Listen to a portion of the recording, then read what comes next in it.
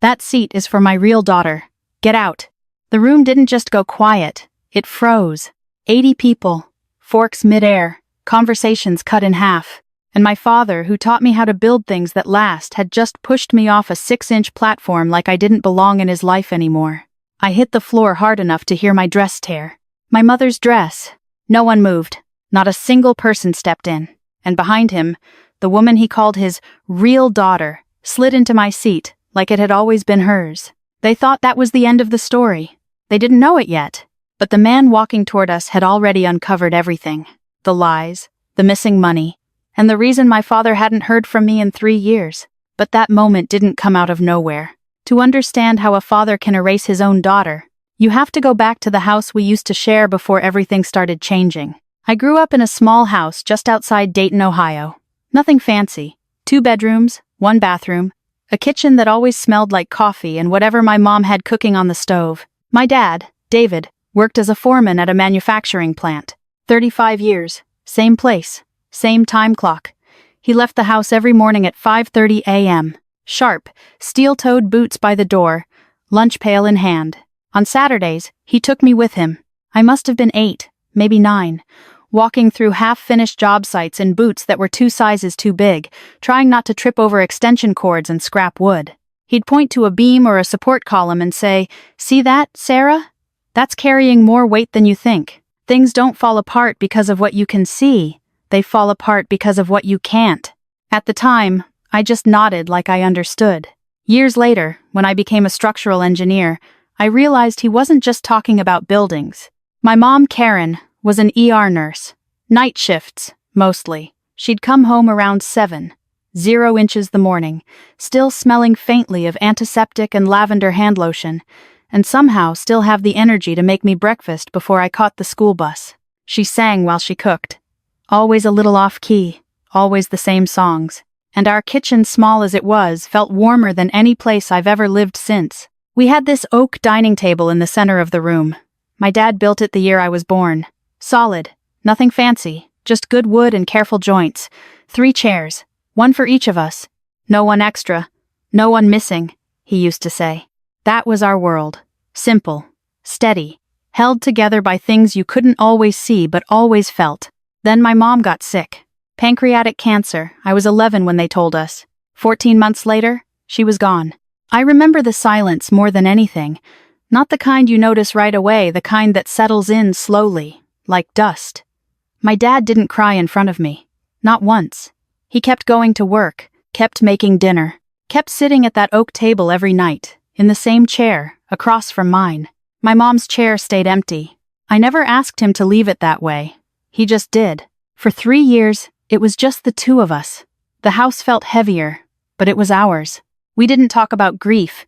We lived around it, quietly, carefully, like if we moved too fast, something else might break. Then one night, he told me he'd met someone. "She won't replace your mom," he said. I believed him.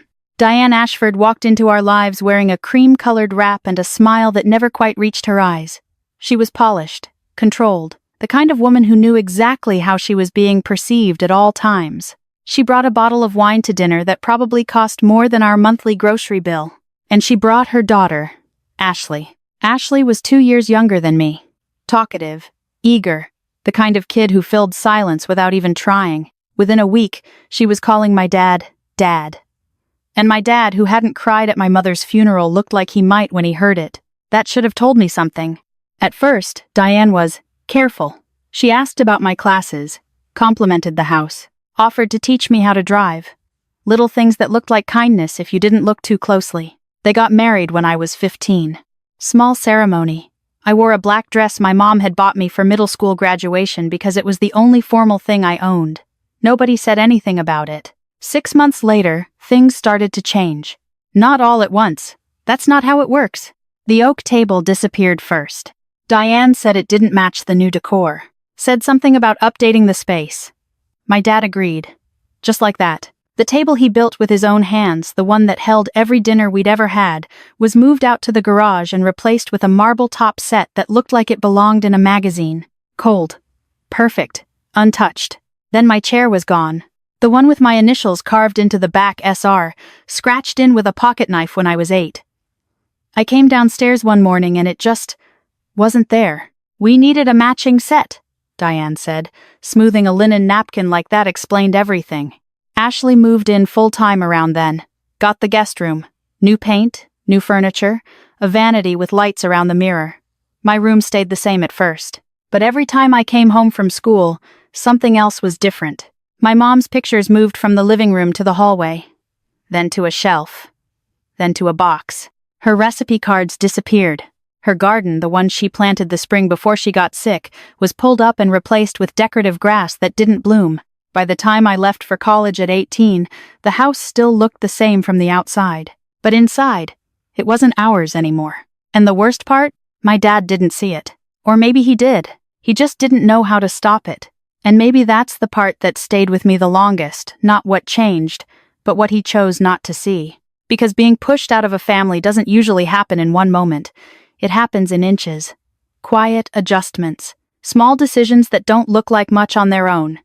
Until one day, there's no space left for you at all. After I left for college, Clemson, full ride, structural engineering, I told myself things would settle. Distance has a way of softening edges. I thought maybe when I came home on breaks, it would still feel like mine. It didn't. The first time I came back for Thanksgiving, I noticed it before I even set my bag down. The air felt different. Not colder, just arranged. Like everything had been put exactly where it was supposed to be, and there wasn't room for anything extra.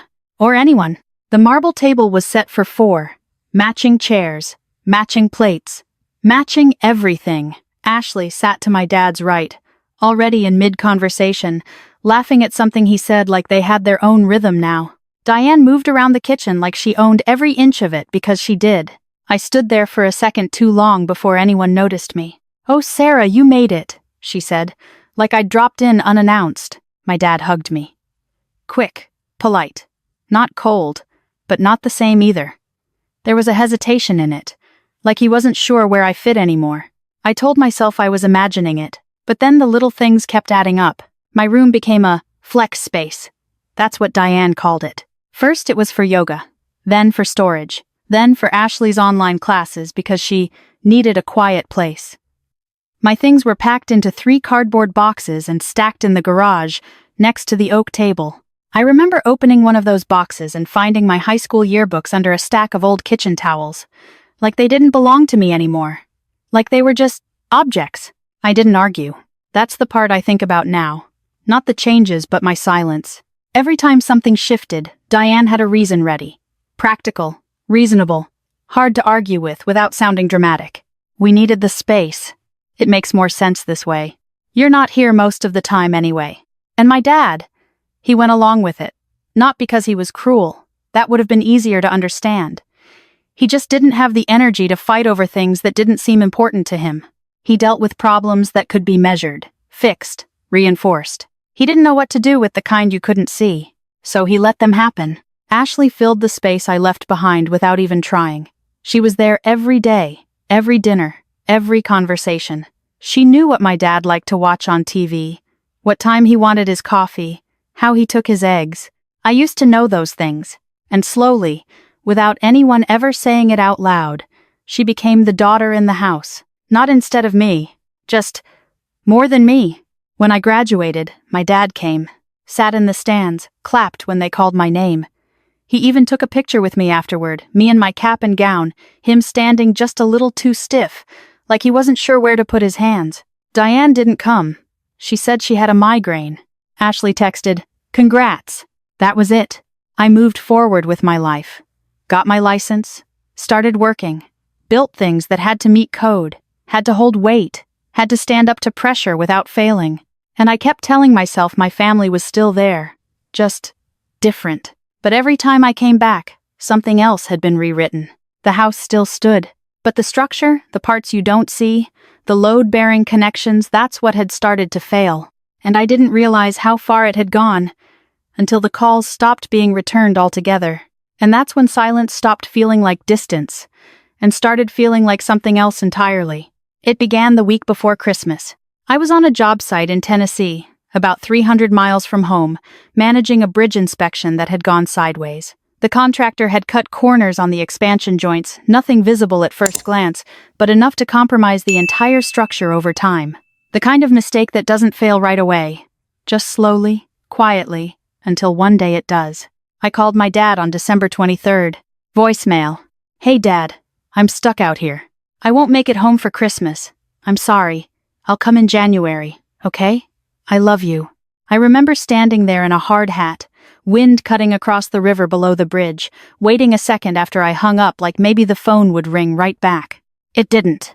Christmas morning. I sent a text. Merry Christmas, Dad. I love you. No reply. I told myself he was disappointed. Maybe hurt I wasn't there. Maybe giving me space the way he always had. New Year's Day. I called again. Voicemail. A week later. Voicemail. By the third week, I called the house phone. Diane answered. Her voice was calm. Flat. Like she'd been expecting the call. He doesn't want to talk right now, Sarah. I think you should respect that. That should have been the moment I pushed back. It wasn't, because part of me believed her. Not fully, not completely, but enough to hesitate. Enough to wonder if maybe I had done something wrong without realizing it. Missed something. Said something. So I gave it time. A week. Then another. Then another. I called every Sunday after that. Sometimes twice a week if I had a long drive home from a site. Sometimes I left messages. Sometimes I didn't. But I kept calling. Week after week. Month after month. Holidays passed. Birthdays.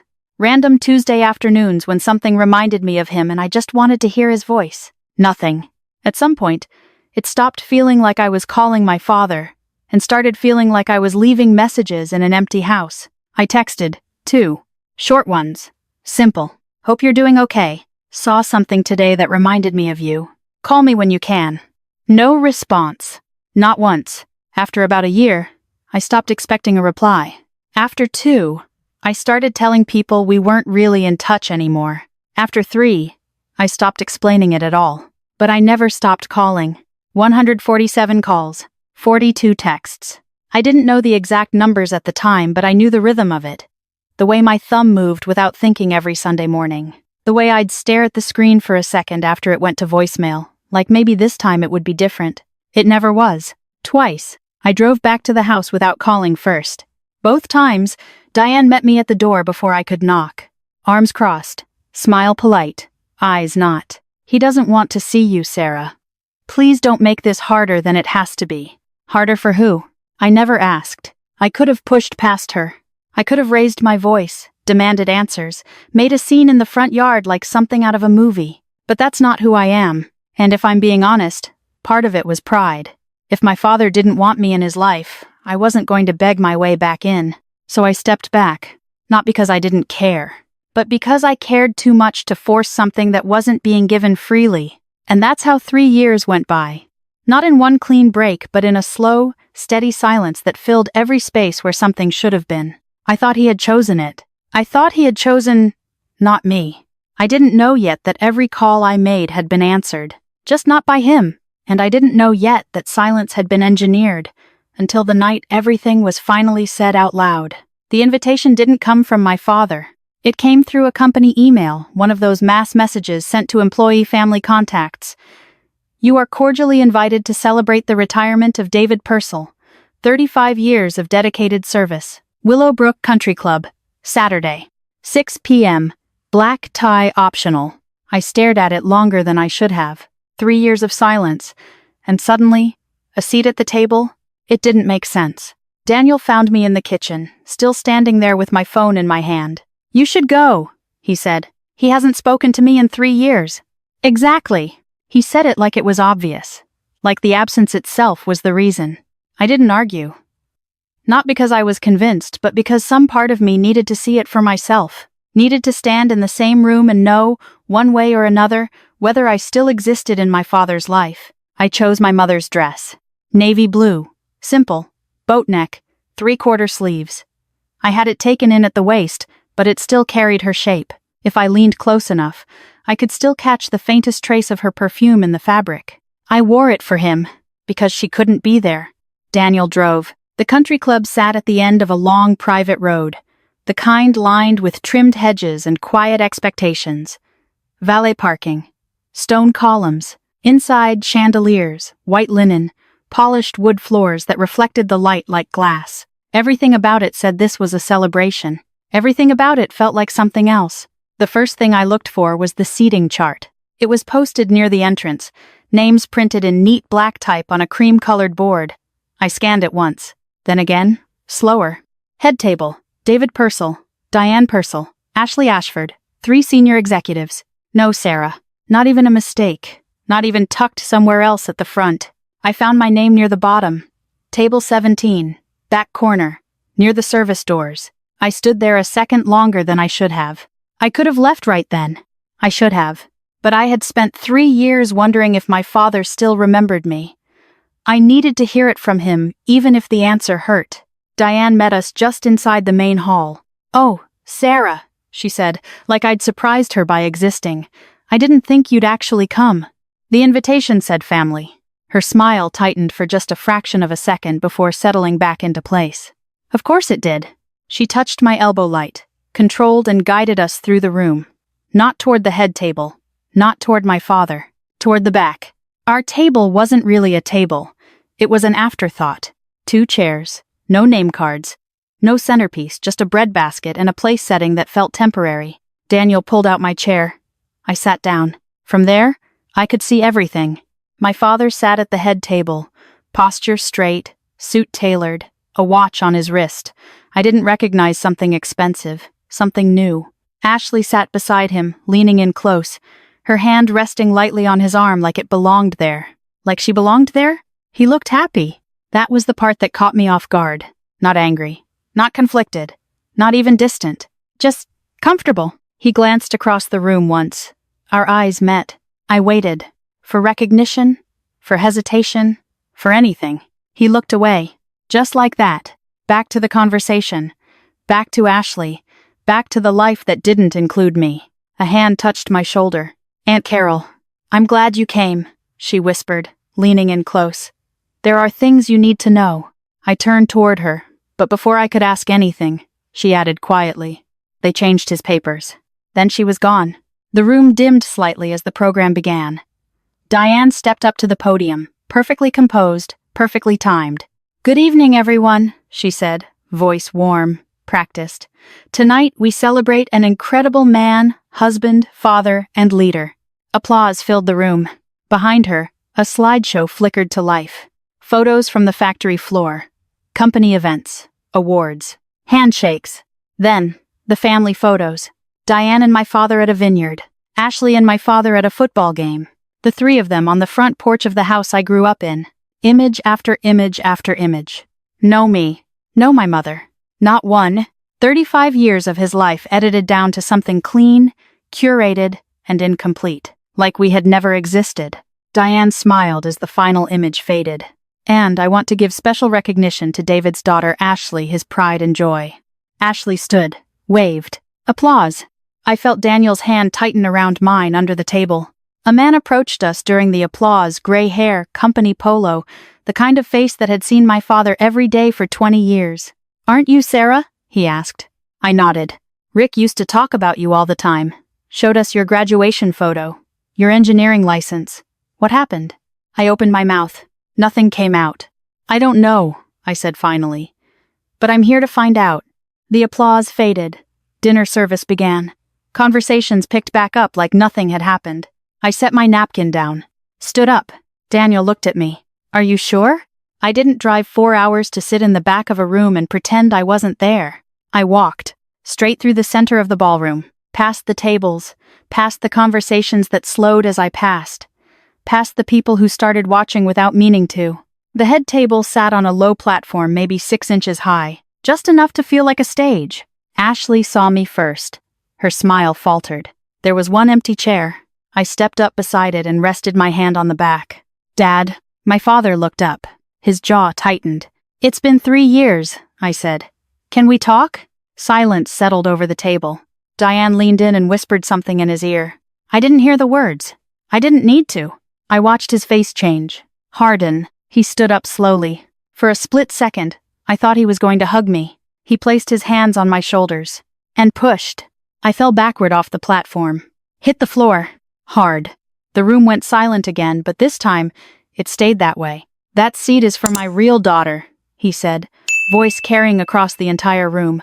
"You lost the right to sit here. Get out." From the floor, I saw Ashley slide into the chair behind him, like it had been waiting for her. And for the first time in 3 years, I understood. Not the whole truth, but enough to know. This wasn't distance.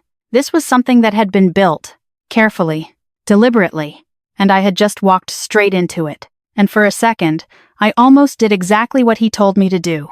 I almost got up, walked out, and let that be the last thing my father ever said to me. My hand was already on the floor, pushing myself up. My heel still stung from the fall. I could feel the tear in my mother's dress along the hem, a loose thread brushing against my knee. 80 people watching, not one of them moving. This is where most stories end. Quietly, without resolution. I was one step from the door when I heard a chair move. Not mine. Daniel's.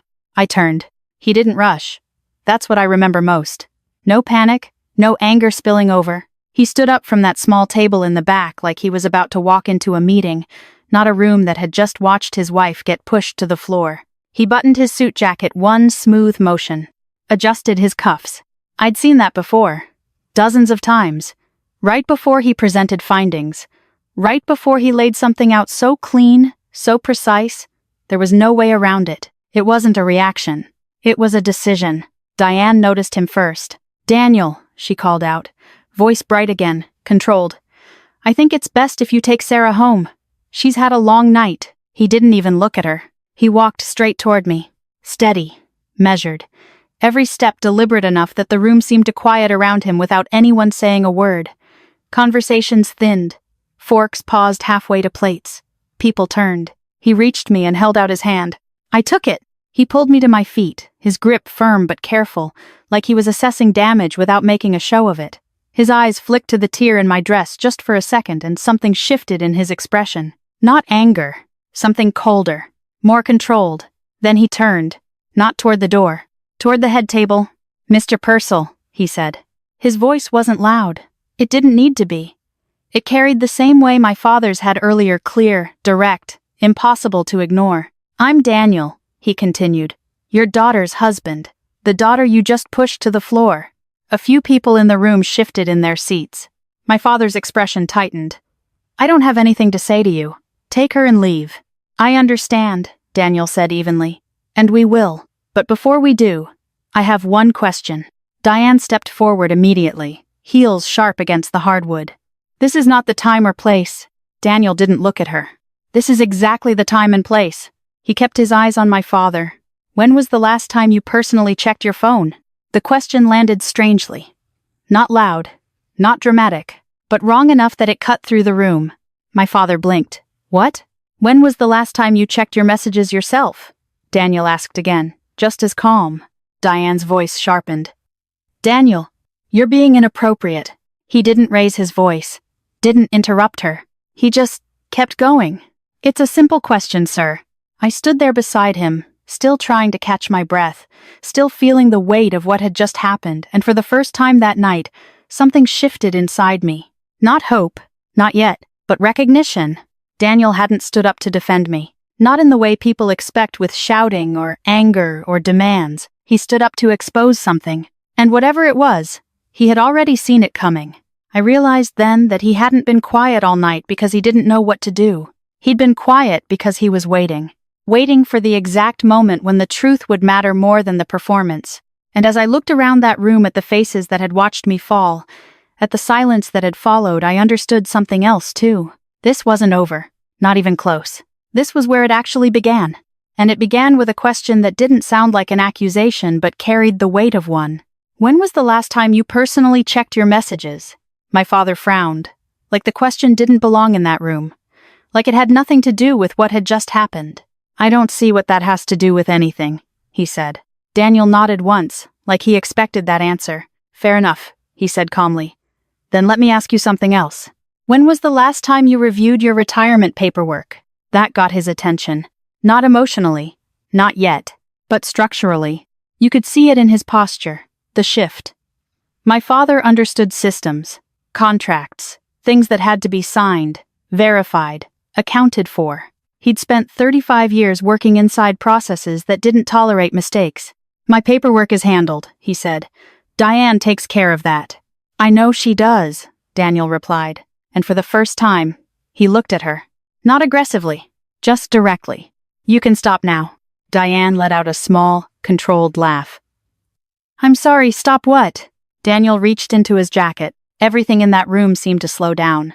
He pulled out a manila envelope, thick, worn slightly at the edges, the kind you use when something inside it matters enough not to fold. He placed it on the white linen tablecloth in front of my father, carefully, like he was placing evidence. "I already have the paperwork," he said. Diane moved immediately, stepping between them, one hand resting on my father's arm, the other angled toward the envelope like she could physically block it from view. "David, don't engage with this. This is exactly what they want, some kind of scene, some kind of confusion." "Sir," Daniel said, not raising his voice, not even acknowledging her interruption. "I'm not here to confuse you. I'm here because someone has been systematically altering your financial records." The room stilled, not just quiet-focused. People weren't pretending to eat anymore. Conversations had died completely.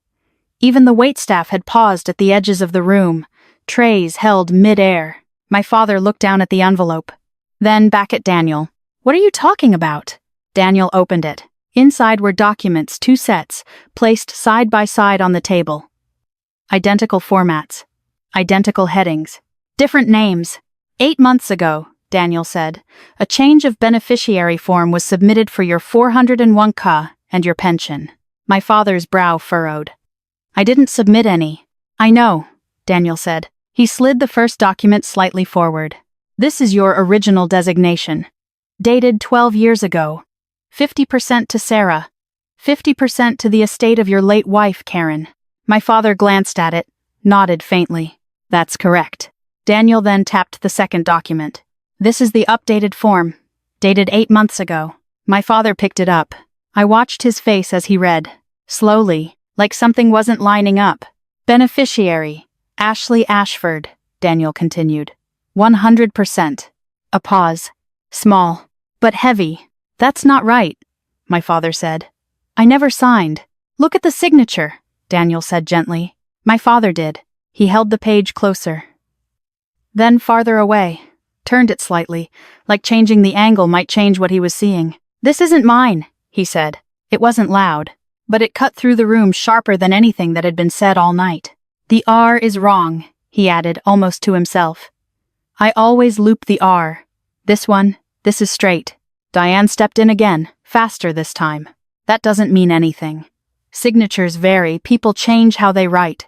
"Not like this," my father said. He was still looking at the paper, still trying to understand how something so small could feel so wrong. Daniel didn't push. He didn't need to. "There's more," he said. He reached into the envelope again and pulled out a printed report, pages of data, rows of timestamps, submission logs. "This form wasn't submitted in person," he continued. "It was sent electronically, from a personal email address." My father looked up. "I don't send documents like that." "I know you don't," Daniel said. "In fact, in over 30 years with the company, you've never once submitted a benefits change outside of HR, in person." That landed. Harder than the first part. Because now it wasn't just about the signature. It was about pattern, consistency, things my father trusted. Diane's voice sharpened. "This is ridiculous. Anyone could fabricate." Susan Carter didn't think so. That name changed the room. A few heads turned. My father's eyes narrowed. "Susan? She's been your benefits coordinator for 22 years, Daniel said. "She flagged this form 2 months ago, said the signature didn't match, said the submission method didn't match, said something was off." He let that sit for a second. "She's here tonight." A movement in the back of the room. An older woman stood up, gray hair, glasses on a chain, holding a leather folio like it was part of her arm. She didn't rush, didn't raise her voice, but when she spoke, people listened. "Mr. Purcell," she said, "I didn't want to bring this up tonight, but given what's been presented, I think you deserve to know." Diane turned toward her, sharp. "This is a private family matter." "It stopped being private when company documents were altered," Susan said calmly. She stepped closer to the table. "The form was submitted from a Gmail account," she continued. Not your company email. The IP address traces back to a residential location. A pause. Then, you're home. The room shifted again. Not just tension now. Understanding. My father sat down slowly, like something underneath him had just given way. He looked at the documents again. Then at Diane. Not angry. Not yet. Just trying to reconcile two versions of reality that couldn't both be true. You said you handled the paperwork, he said. Her mouth opened, closed, and for the first time all night, she didn't have an immediate answer. Daniel didn't say anything else. He didn't need to. The documents were there. The pattern was there. The logic was there. All the things my father trusted. All the things that couldn't be explained away with emotion or deflection. And as I stood there, watching it unfold, I felt something I hadn't felt in 3 years. Not relief. Not yet. But the first crack in something that had felt unbreakable. The truth wasn't loud. It didn't come in shouting or confrontation. It came in paper. In signatures. In details too precise to ignore. And for the first time that night, my father was finally looking at something he couldn't unsee.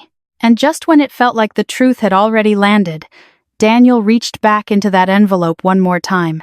Mr. Purcell, he said, his voice steady, almost gentle now. There's something else you need to see. He placed another set of papers on the table. These weren't contracts. Not signatures. Not forms. Just rows of numbers. Dates. Times. Call logs. My father looked down at them, confused at first. What is this? These are Sarah's phone records, Daniel said. From the last 3 years. Something inside me tightened. I hadn't known he had that. Daniel didn't look at me. He kept his eyes on my father. 147 outgoing calls to your number, he continued. 42 text messages, spread out over 36 months. The room went still again, but this time, it felt different. Quieter. Heavier.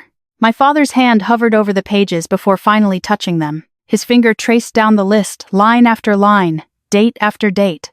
Every Sunday. Every missed call. Every attempt. That can't be right, he said, his voice thinner now. My phone never rang. Daniel nodded once. I believe you. A pause. Which is why I need you to check something. My father looked up. Right now, Daniel said. Take out your phone. Diane moved fast. David, this is unnecessary. He's manipulating data, trying to confuse. Just check, Daniel said. Still calm. Still controlled. But this time, there was no room left to redirect. My father reached into his pocket, pulled out his phone.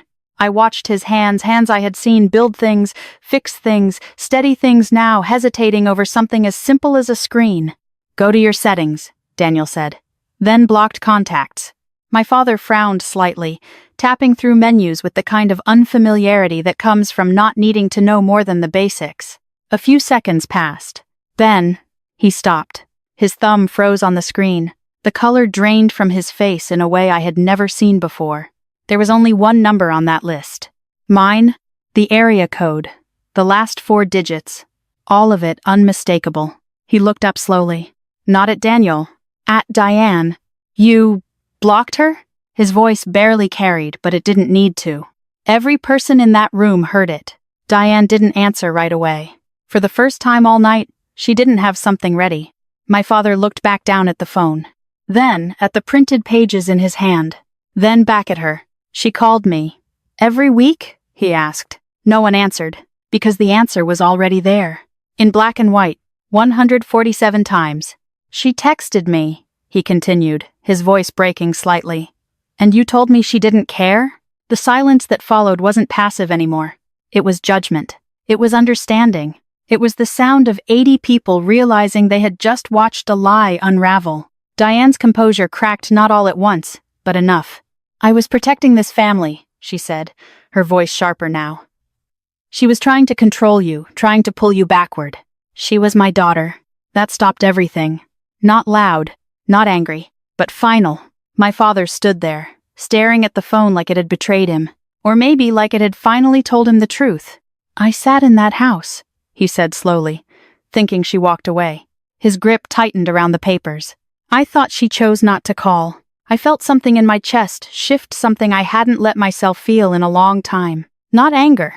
Not yet. Something closer to release. Because for 3 years, I had carried that weight. The idea that maybe I hadn't tried hard enough, that maybe I had let go too soon, that maybe he had been right to let me go. And now, standing there in that room, watching him see it, I realized something. He hadn't ignored me. He had never even heard me. Every call I made, every message I sent, every Sunday morning where I stared at my phone waiting for it to ring back, they hadn't disappeared. They had been stopped, filtered, silenced. Not by distance, not by time, by someone who decided I didn't belong in his life anymore. My father looked at me then. Really looked. Not past me, not through me, at me. And for the first time in 3 years, I saw it. Not confusion, not anger, recognition, and something else. Something heavier. Something that doesn't come easy to a man like him. Regret. And once you see something like that, you can't go back to not seeing it. The room had changed. Not the lighting, not the music, not the setting, the alignment. People who had been quietly nodding along with Diane all evening, smiling, sympathizing, accepting the version of events she'd presented, were no longer looking at her the same way. They were looking at her like they were recalculating everything they thought they understood. Diane felt it. You could see it in the way her posture stiffened, the way her eyes moved across the room, searching not for truth, but for support. "David," she said, her voice softer now, controlled again, like she was trying to rebuild the version of herself that had just cracked. "You're overwhelmed. This is a lot to take in all at once. You just retired. Emotions are high. We can talk about this at home privately where it belongs. At home, where no one else could hear, where no one else could interrupt." My father didn't move. He was still holding the phone in one hand, the call logs in the other, like both of them together formed something he didn't know how to set down. "You blocked her," he said again. Not a question, a statement. Diane's jaw tightened. "I filtered unnecessary stress," she replied. "You were struggling, David. After Karen, after everything, you didn't need to be pulled back into that kind of emotional chaos. Emotional chaos. That's what I was now. Not his daughter. Not the person who called him every week. A problem she had managed. I was protecting you," she added, more firmly now. "Protecting us. By forging my name?" The question came from Daniel, but my father didn't stop him this time. Diane turned sharply. "You don't get to stand there and interrogate me in front of the people you chose as witnesses," Daniel said calmly. "You made this public when you decided to present a version of his life that erased her entirely." That landed, not loudly, but completely. Diane's composure shifted again faster this time. The careful, polished version of her, the one that smoothed everything over, that explained everything away, that version was slipping. "This is exactly what she does," Diane said, gesturing toward me without looking at me.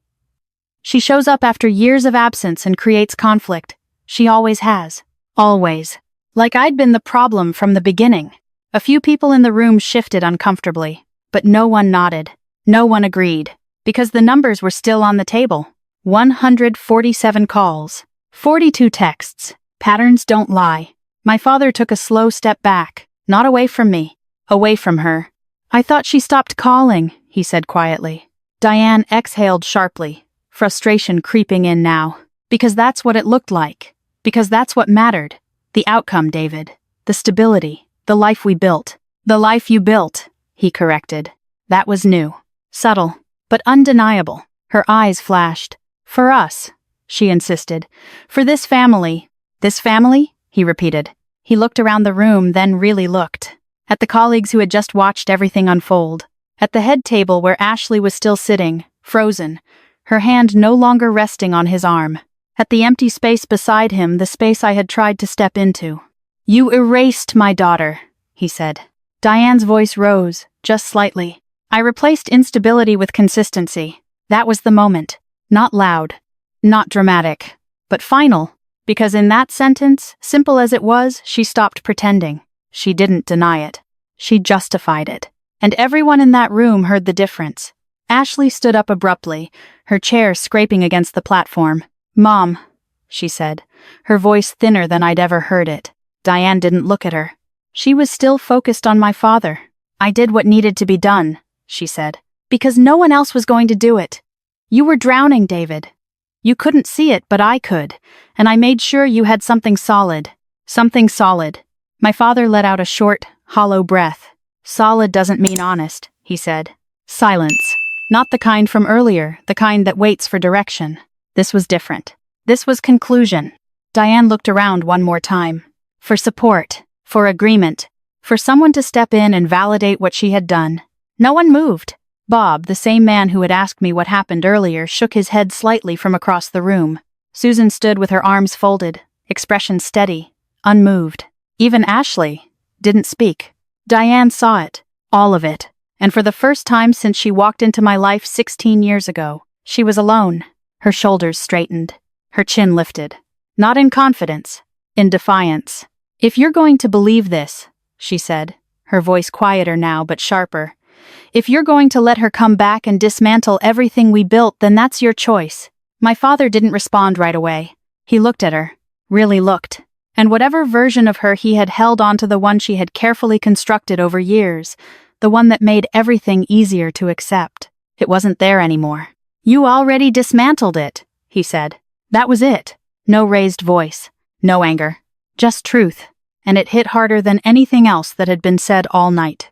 Diane didn't argue again, didn't try to explain, didn't try to fix it, because there was nothing left to hold on to. The structure she built, the one that replaced everything that came before it, hadn't failed suddenly. It had failed the way all compromised structures do. Quietly at first, then all at once, and now, everyone could see it. And when something like that collapses, what's left isn't noise. It's silence. The kind that doesn't wait for someone to speak first. The kind that waits for someone to be honest. My father stood there for a moment longer, looking at Diane like he was seeing her for the first time, and then he turned. Not back to the table, not toward the door. Toward me. 80 people watched him walk across that room. Slowly. Not like a man in control of the situation, but like someone moving through the weight of it. Each step measured, like he was carrying something he didn't yet know how to set down. He stopped a few feet in front of me, close enough that I could see it in his face. The difference. The certainty from earlier, the one that let him push me without hesitation, was gone. In its place was something harder, something quieter, something real. His eyes dropped first to my dress, the torn hem, the navy silk. Your mother's dress. You wore your mother's dress, he said, his voice low. Yes. For me? I nodded. Something in his expression shifted, not dramatically. Not in a way anyone else in that room would notice, but I saw it. The first crack. I pushed you, he said. It wasn't a question. Yes, I said. You did. In front of everyone. Yes. He swallowed, his throat tightening like the words didn't come easy to him. They didn't. Men like my father, men who build things, fix things, carry weight without complaint. They don't practice apologies. They don't rehearse regret. They face facts. And this? This was a fact he couldn't work around. I don't know how to say this, he said finally. I didn't help him. I didn't step in, didn't soften it, didn't offer him the words he was struggling to find. I had spent 3 years speaking into silence. He could take a minute to find his voice. I believed her, he said. Simple. Direct. No excuses attached. I believed everything she told me. That you stopped calling. That you moved on. That you didn't want to be part of this family anymore. He let out a breath that sounded like it had been sitting in his chest for a long time. And I didn't check. I didn't ask. I didn't verify anything. That word mattered. Verify. That was his language. That was the part of himself he trusted. And tonight, he continued, glancing briefly at the room around us, I pushed my daughter to the floor because I chose to believe something that was easier than the truth. The room stayed quiet. No one interrupted. No one shifted. Because everyone knew what this moment was. Not the end. The beginning of something harder. He looked back at me. I'm sorry. 2 words. Not dramatic. Not polished. But real. I'm sorry I didn't answer your calls. I'm sorry I let someone stand between us. I'm sorry I didn't see what was happening in my own house. His voice dropped slightly. I'm sorry I made you feel like you didn't belong. That one landed. Not because it was louder. Because it was true. I felt it in my chest before I could think about it. All the Sundays. All the voicemails. All the times I stood outside that door and turned around. He saw it now. All of it. I took a breath. I accept your apology, I said. His shoulders lowered just slightly, but I didn't step closer, didn't reach for him, didn't close the distance. But accepting it, I continued, and trusting you again, those are two different things. That stopped him. Not in a defensive way. In a listening way. We're not fixed because of this, I said. We don't go back to how things were. He nodded slowly. I know. Good, I said, because I'm not the same person I was 3 years ago. Another nod. This time, steadier. And neither am I, he said. For a moment, we just stood there. Not as father and daughter the way we used to be. Not yet, but not as strangers anymore either. Something in between. Something that didn't have a name yet, but had a start. And for the first time in 3 years, we were both finally standing in the same place. And that's the thing about truth. Once it's out in the open, it doesn't just change how people feel. It changes what happens next. The room didn't go back to being a celebration after that. You don't recover from something like that with a toast and a slice of cake. The music never picked back up. Conversations didn't return to normal. People stayed where they were, some standing, some sitting like they were waiting to see what the next step would be. Because now this wasn't just a family issue, it was something else. Susan Carter stepped forward again, her folio still in her hand, her expression steady in a way that made it clear she had already moved past emotion and into process. Mr. Purcell, she said, given what's been presented tonight, I'm going to have to file a formal report first thing Monday morning. My father nodded. Not quickly, not easily, but without resistance. What does that mean? He asked. It means your retirement accounts, your 401. Your pension will be temporarily frozen, she explained. No changes, no withdrawals, no distributions until we verify every document in the system. Diane let out a sharp breath. This is ridiculous, she said. You're acting like there's been some kind of crime. Susan didn't raise her voice. Yes, she said. That's exactly how I'm acting. That was the difference. Diane was still trying to manage perception. Susan was dealing in facts. Daniel stepped in beside me, his voice calm but precise.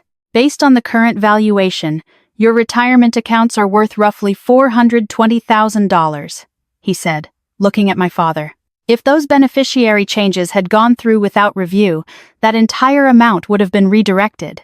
My father didn't respond right away. He just stood there, absorbing it. 35 years. Every early morning. Every overtime shift. Every Saturday he gave up to be somewhere else. All of it. At risk of disappearing.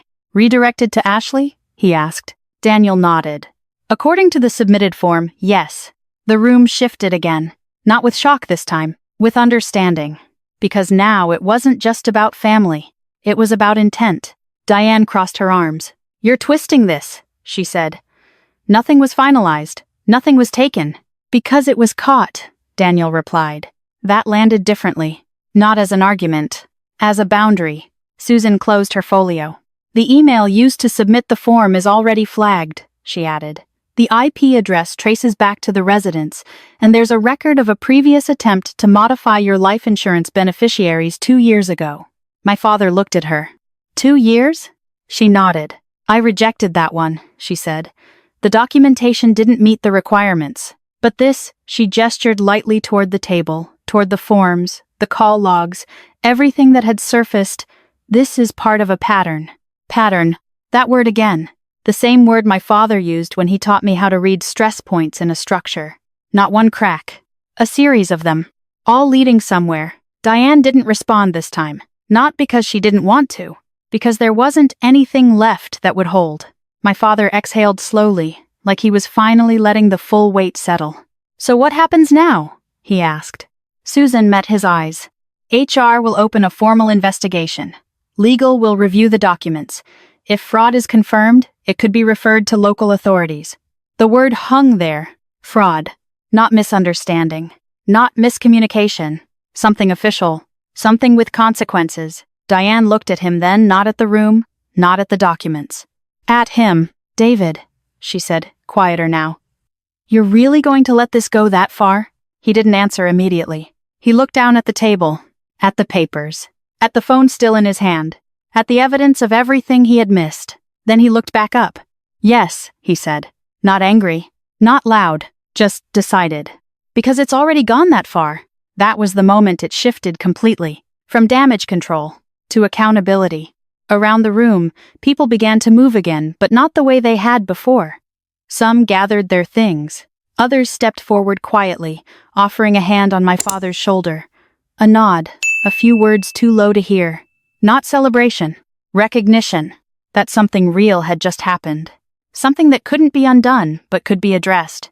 Diane didn't stay. She picked up her bag, black leather, gold hardware, still perfectly composed in appearance, and walked toward the exit without another word. Her heels echoed against the hardwood floor. Sharp, measured, controlled, until the door closed behind her. And for the first time that night, nothing followed her out. No sympathy, no support, just silence, the kind that comes after something has been fully seen, and can't be unseen again. And after everything that night exposed, what came next wasn't resolution. It was space. Not the kind you walk away from, the kind you have to learn how to sit inside. The first call came the following Saturday morning. I remember the time because I stared at my phone for a full 10 seconds before answering. 9:12 a.m. His name on the screen dadded like it had never left. Like 3 years hadn't passed between one call and the next. I almost didn't pick up. Not out of anger. Out of uncertainty. Because answering meant something had changed, and I wasn't sure yet what that change looked like. I answered anyway. "Hey," he said. Just that. No script. No speech. No attempt to make it sound like anything more than it was. "Hey," I replied. And then, silence. Not awkward. Not empty. Just unfamiliar. We used to sit in silence all the time, back when it was just the two of us at that oak table. After Mom died, silence wasn't something we avoided, it was something we shared. This felt different. This silence had distance in it. "I don't know how to fix this," he said finally. I leaned back against the kitchen counter, staring out the window. "You don't fix 3 years in one phone call," I said. "But this is a start." I heard him exhale. Long, uneven. "Okay," he said. "Then I'll start here." That mattered more than anything else he could have said. Not promises. Not explanations. Just starting. 2 weeks later, I drove back to the house. The same driveway. The same front porch.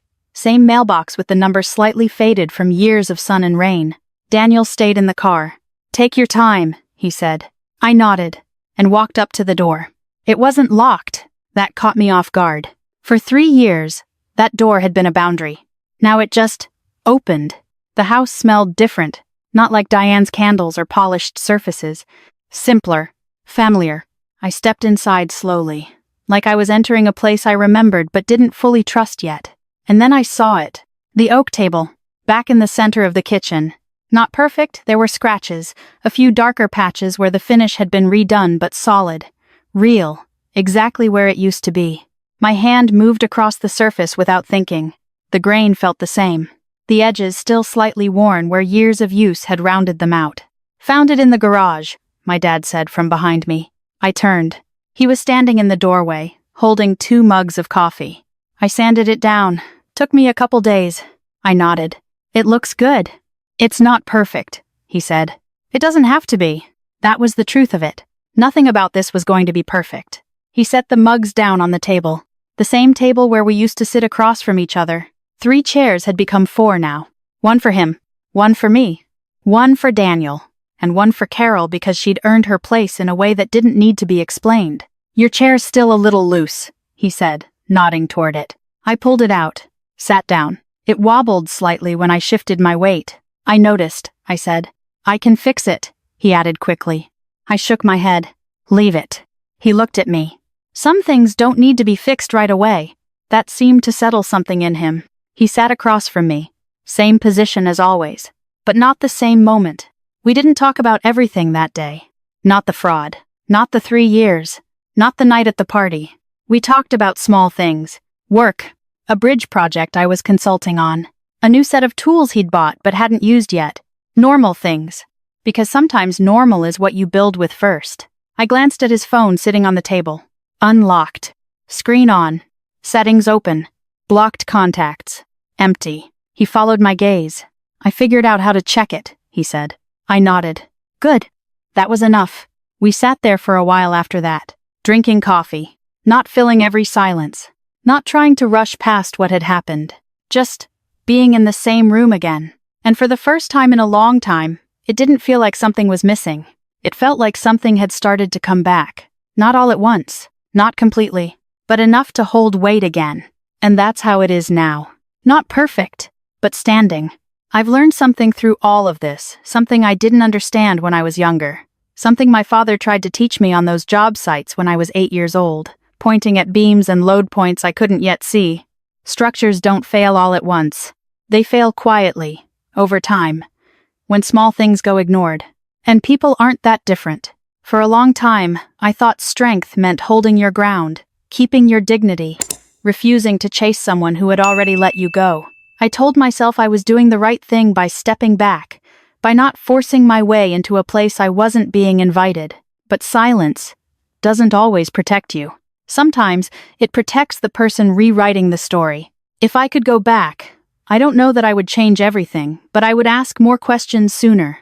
I would knock louder, not to beg, but to make sure the truth had a chance to be heard. At the same time, I've learned something just as important. Not every relationship is meant to be saved. There's a line between loyalty and self-respect, and crossing it too many times doesn't make you stronger. It just makes you easier to erase. My father made a choice. Then he made another one. And the second one didn't undo the first, but it gave us something to work with. That's all we have now. Not a perfect ending, just a foundation we're rebuilding one conversation, one honest moment at a time. And this time, we're both paying attention to what we couldn't see before. Sometimes the biggest damage in a family doesn't come from loud conflict. It comes from what goes unchecked. Small assumptions, unanswered calls, and unverified truths can quietly reshape relationships until there's nothing left holding them together. What this story reminds us is simple but hard. Don't outsource your relationships. Ask questions, verify what matters, show up before silence becomes distance. And just as important, know when to stand your ground. Loyalty should never cost you your place in your own life.